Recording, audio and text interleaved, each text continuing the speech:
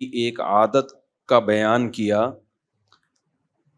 ایک بری خصلت انسان میں، بری عادت انسان میں، بری نیچر انسان میں یہ ہے کہ خلقہ ہلوعا، کہ یہ جلد باز ہے، فیصلہ کرنے میں جلدی، کام کرنے میں جلدی۔ اور یہاں جلد بازی کا مطلب وہ جلد بازی نہیں جو سستی کے اگینسٹ ہوتی ہے۔ ایک ہوتی ہے سستی، کام ہی نہ کر رہا ہو آدمی، تو اس کے اگینسٹ تو چستی چاہیے ہوتی ہے نا کہ کام جلدی جلدی نمٹائے۔ یہاں جلد بازی کا مطلب ہے خواہشات کا غلام۔ اسے پتہ ہے کہ میں نے اپنی خواہش پوری کی تو مجھے نقصان ہوگا، لیکن کہتے ہیں انجام کو چھوڑو، بس کام کرو، کام کو فوکس کرو، وہ بعد میں دیکھا جائے گا۔ یہی وجہ ہے کہ جو دنیا پرست لوگ ہوتے ہیں وہ دنیا کو آخرت پہ ترجیح دیتے ہیں، کیونکہ دنیا جلدی مل رہی ہے، جنت کب ملے گی؟ بعد میں۔ وہ کہتے ہیں جنت ونت کو چھوڑو یار، ابھی جو کیش مل رہا ہے نا اسی پہ چلاؤ، حور ملے گی بعد میں، ابھی جو حوریں گلی محلوں میں ٹہل رہی ہیں فی الحال انہی سے سیٹنگ کرو۔ اب کوئی ان کو بتائے بھائی ایک طرح کی حور ملے گی، یا یہ والی لے لے یا وہاں والی، تو وہ کہتا ہے بھائی یہ تو کیش ہے نا، تو اس سے محروم ہو رہا ہے۔ تو بھائی تھوڑا صبر کر لو، اللہ نے اس سے زیادہ اچھا تمہارے لیے تیار کر کے رکھا ہے، یہ کچھ بھی نہیں ہے، یہ کچھ بھی نہیں ہے، ان کی 2 ٹکے کی اوقات نہیں ہے ان کے مقابلے میں۔ لیکن انسان کیا ہے بھائی؟ جلد باز۔ کیسے اللہ تعالیٰ جنت کے نقشے کھینچتے ہیں نا، متقین علیہا متقابلین، جنتی خوبصورت باغات میں، چشموں میں تخت پہ بیٹھے ہوئے ہوں گے آمنے سامنے۔ جنت میں بھی میز کرسیاں نہیں ہیں، تخت ہیں۔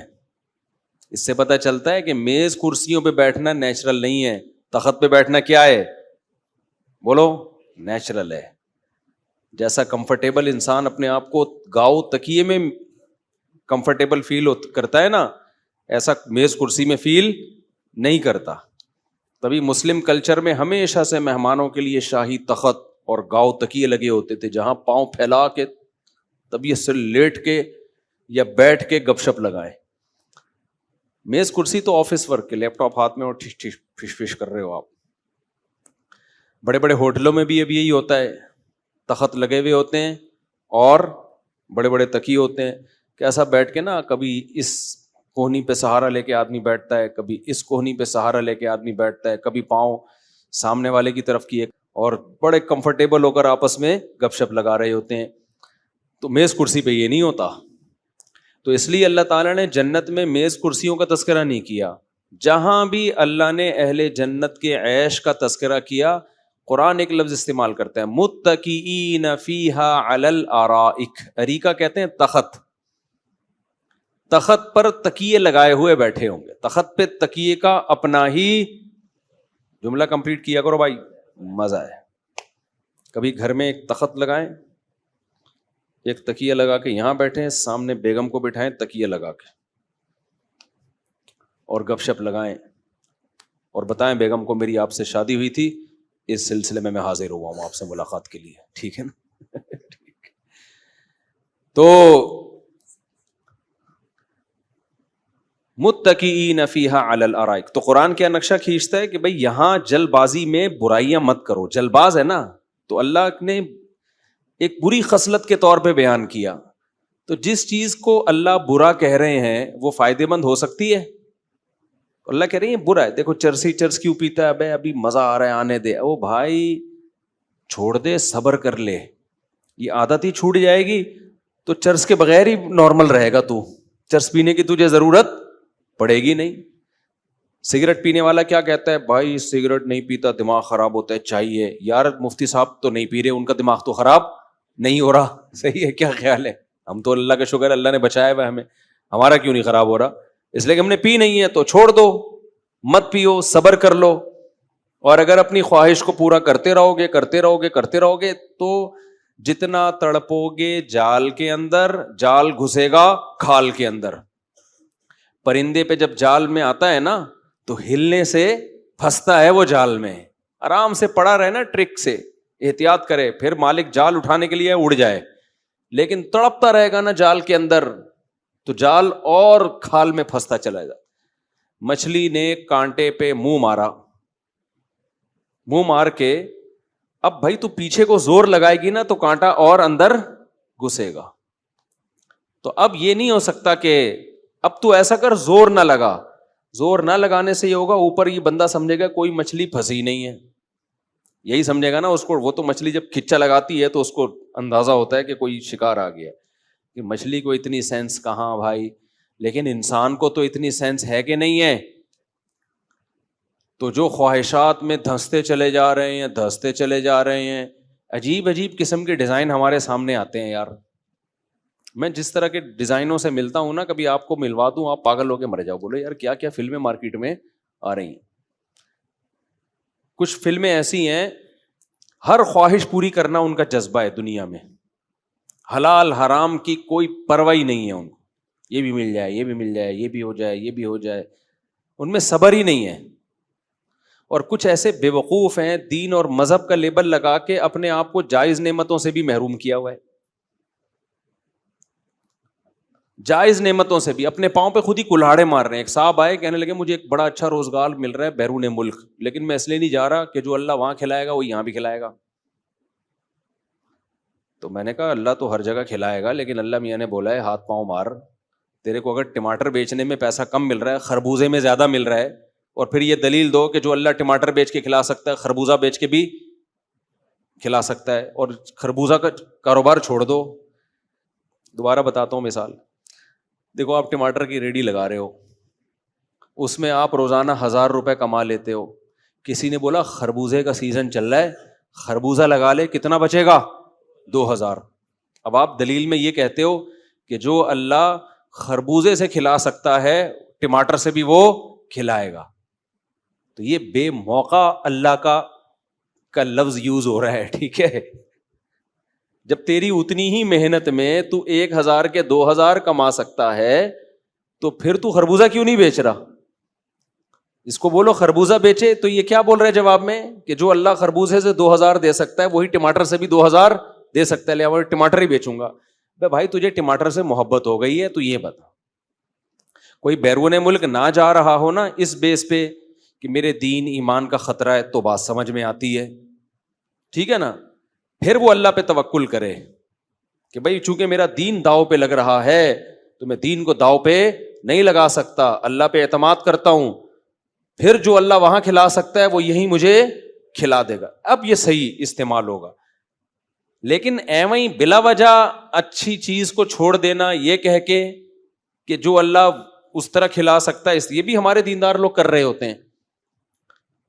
تو یہ بے موقع توکل ہے. تو خوب سمجھ لو, توکل کا بھی ایک جگہ ہے, موقع کہاں کرنا ہے اور کہاں توکل کا غلط استعمال نہیں کرنا. جو چیز ناجائز ہے اس کو تو چھوڑنا پڑے گا آپ کو, اس میں اللہ پہ اعتماد کرنا پڑے گا. جیسے ٹماٹر کی ریڑھی میں 1000 روپے کما رہا ہے, خربوزے کی ریڑھی میں 2 مل رہے ہیں, لیکن خربوزہ چوری کر کے لانا پڑے گا اس کو.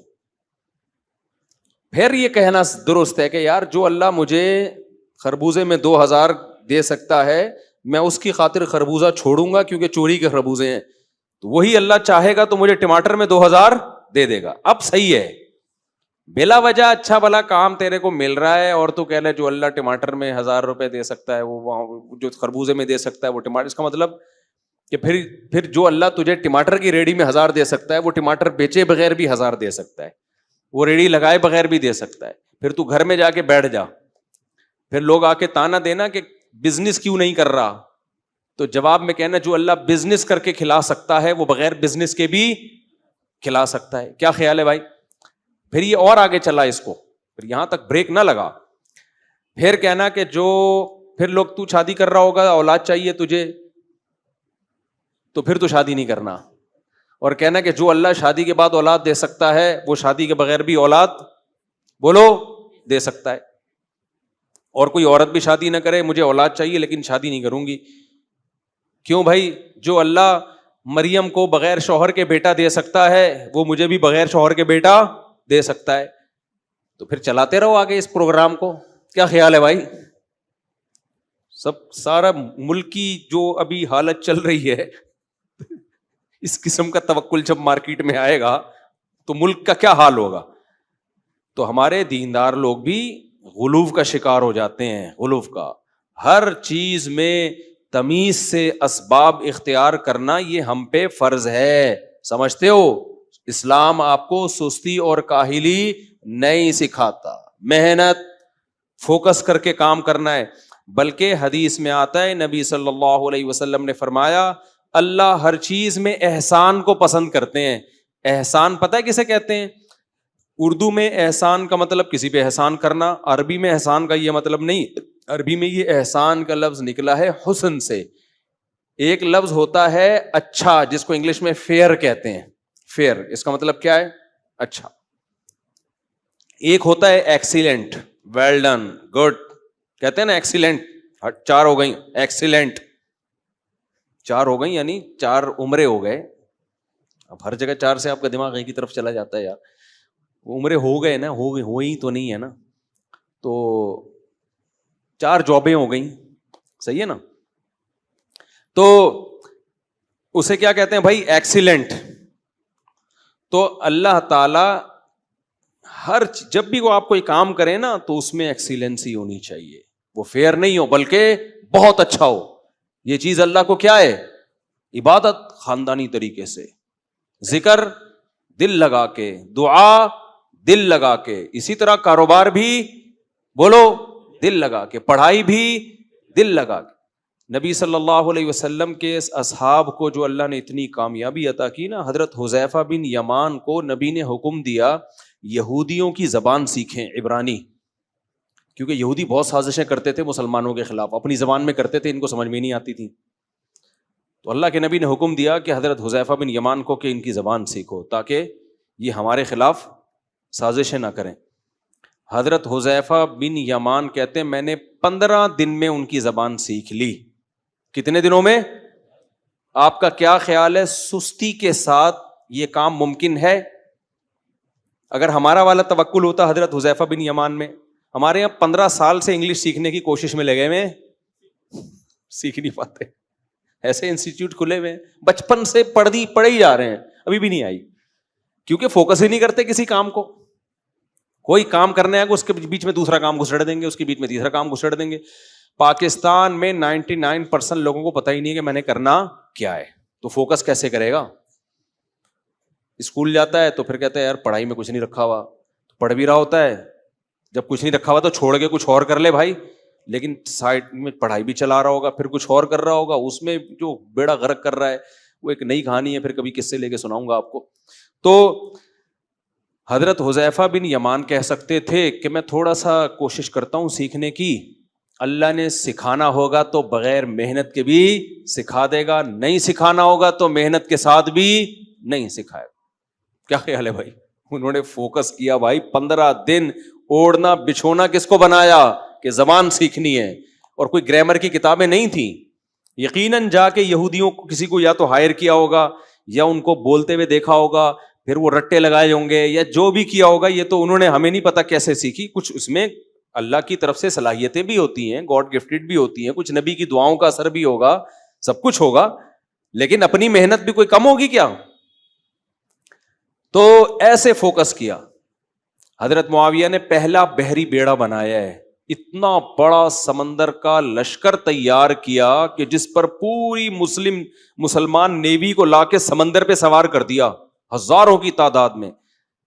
جبکہ اس سے پہلے ایسے بحری بیڑے کی کوئی مثال مارکیٹ میں بولو تھی نہیں.